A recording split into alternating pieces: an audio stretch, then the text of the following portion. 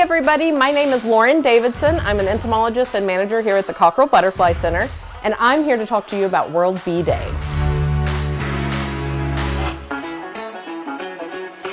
So bees, there are lots of species of bees, but World Bee Day really just focuses on honeybees. Now honeybees are great, but honeybees are also mostly useful for agricultural purposes, not necessarily for our environment. A lot of people don't realize that honeybees in the United States didn't originate here. They actually were imported from Europe around the 17th century.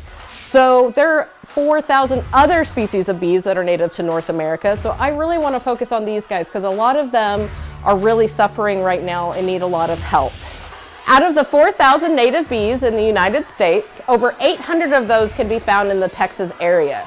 So what is a native bee? So when we think of bees, we automatically go to honeybee. And as we've said, honeybees have been brought to the United States in the 17th century, so they're not truly native. They have been introduced to our area. So when you kind of take out honeybees, you may have a hard time picturing basically any other bee, but there are lots of species, like I said, over 800 in the Texas area. There are leafcutter bees, there are miner bees, there are bumblebees, there are plaster bees, there are oil bees, there are lots of different types of bees in the Texas area, and they are all very important to pollination. They pollinate a lot of our different native plants, a lot of which honeybees don't really go to. Honeybees also kind of outcompete some of our native bees, so that's why we want to give them as much support as we can. So the first bee that we're going to talk about today are leafcutter bees. We have several species of leafcutter bee in the Houston area. I have one right here in my hand. Now these are babies. These are little bees that are still in their pupal form. So this is a leaf casing around their pupa. And they're called leafcutter bees because the adults cut little pieces of leaf. A lot of times because of that, a lot of gardeners consider them pests. However, the damage they do is very minimal and it is a small price to pay for all of the pollination that they give us in return. Now, leafcutter bees belong to a group called solitary bees. So there's a difference between solitary bees and social bees. Social bees would be what we think of with like honeybees. They have a queen, they have workers, all of the little bees in the hive have special jobs. With solitary bees, there is one female and she does all of the jobs of the other bees. So she digs a nest, she creates the nest, she cuts all the leaves, she lays the eggs, she feeds the babies. That is all done by one bee instead of a large cumulative amount. So she is a hard-working lady. So leafcutter bees, what they do is they typically dig a tunnel in rotting or really soft wood. Because of this, a lot of times they're accused of being damaging to households. However, you might notice I said soft and rotting wood, so they don't damage homes or other in good condition wood structures. They really just focus on that soft wood. So she digs a tunnel, she cuts these little pieces of leaf and she makes her cells, and that's where she lays her eggs. Inside there, the bees will hatch into larvae.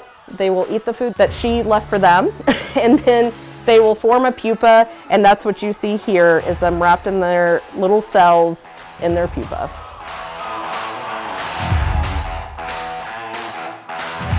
So one thing that a lot of gardeners like to do to help native bees is they like to purchase bee houses from stores. You might have seen these, they kind of look like bird houses, but they have lots of little holes in it. Sometimes they have pine cones, sometimes they have other little doodads on it. Sometimes they have a butterfly house, which by the way, those don't work, so don't buy those. But as far as a bee house goes, what they are is, what they're hoping anyways, is that the bees will go into these little tunnels and make homes. Now, for a large part of the ones that you can buy, sometimes they are correct, but there are a lot of really bad bee houses out there. Some are way too short. They really need to be at least 4 inches deep, preferably 6. The reeds, a lot of times that they put in there are too small. They really need to be a little bit bigger than like your typical straw you would get at like, you know, a fast food place. The reeds either need to be natural or they need to be cardboard, so things like plastic are not good. They don't allow enough airflow, so condensation gets in there and creates a lot of mold. And the thing is with, these bee houses is that it's not just a set it and forget it type of thing. You have to manage them. So every year they need to be cleaned out. All of the old reeds or the old blocks need to be removed or deep cleaned before they're placed back, because that harbors a lot of bacteria and parasites. Also, you don't want one of these really massive ones. They're very beautiful, but what they're basically doing is creating a giant billboard for predators saying, like, look at all these bees that live in here. So birds really get a kick out of it because they get to just sit there and eat all the little bee larvae. So these bee houses are made mostly for the leafcutter bees that we talked about, and then also mason bees. So what mason bees do is they actually collect little bits of clay, and that's how they create their little nest cells, is with the clay instead of leaves.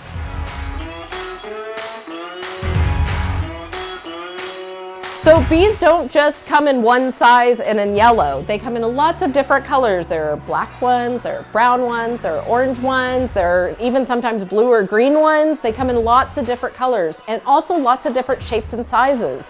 They could be smaller than a grain of rice, or also like a carpenter bee, they could be about an inch big. So they have a wide range of sizes and colors in the Texas area. So on World Bee Day, I hope you don't just focus on honeybees. We want you to focus on all of the bees. All of the bees of all the different shapes and sizes and colors, all of the ones that live here in our area, and give them as much support as you can.